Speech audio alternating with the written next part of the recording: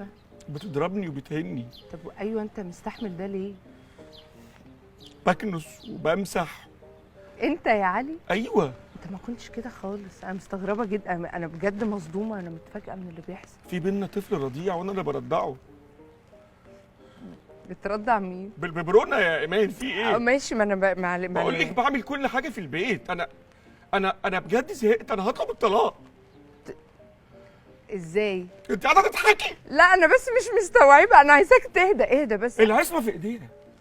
بقول لك مورياني الويل.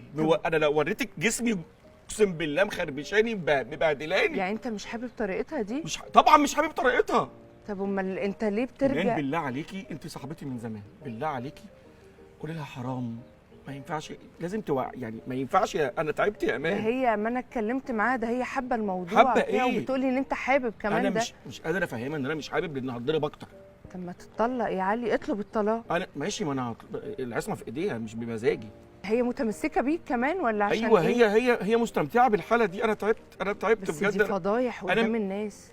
ايمان انا مش عايز اخرب بيتي، فعشان كده انا عايز الم الدنيا. طب ارفع خلع يا علي. هو في ما اعرفش، بس احنا بقى ممكن نسالك يعني في الموضوع لو هي ده. اللي ماسكه العصمه يبقى في خلع. ما هو دي اول ست في مصر تمسك العصمه. لا، طول الوقت في ناس كده اقنعتني بده، وانا ما كنتش اعرف انها وحشه.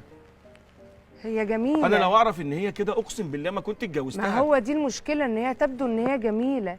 شفتي لكن رقيقة هي إزاي؟ لكن هي معاك واحده تانية. طب عايز اقول لك على حاجه، اسبوع كامل بتعضني. بتعضك يعني؟ اكيد بتهزر معاك يا علي. اقسم بالله انت ما فاهمه حاجه.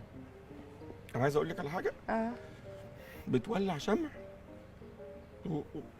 مش عايز اقول بقى، مش عايز اقول انا بقى. دي علاقه ساديه بقى ولا ايه؟ مش عارف. طب يا علي ربنا يعينك يا حبيبي. مش عايز اقول لك بقى التف والالفاظ. انا بجد كرهت الستات. علي هو انتوا يعني معلش بتتفرجوا على نتفليكس كتير؟ انا تعبان جدا، اقفي جنبي يا ايمان. هي جايه دلوقتي، كلميها. لا انا اتكلم مع مين؟ انا مالي انا. ايه يا امان، ايه الاخبار؟ ايه يا حبيبتي؟ ايه علي معاكي؟ عملت ايه؟ منى، هو انت ينفع بس تهدي شويه وتكلميه باسلوب احسن من كده؟ عشان يعني هو متضايق شويه ومش في المود، والناس عماله بتتفرج برضه. ليه هو اشتكالك؟ اقسم بالله لا، اقسم بالله، ما لو سمحت ما تتدخليش بيني وبين مراتي. انا اللي بتدخل؟ ايوه بتتدخلي. انا كل سعاده وهنا مع مراتي، انا مبسوط جدا. تصدق ان انت فعلا تستاهل الضرب اللي هي بتضربه لك؟ ايه المشكله انها تضربني؟ مراتي وبتأدبني، بتضربني عشان اكون احسن. ايه المشكله؟ والله يعني انا دلوقتي ما اتدخلش؟ يعني اشتكالك. بقول لك ايه يا امان،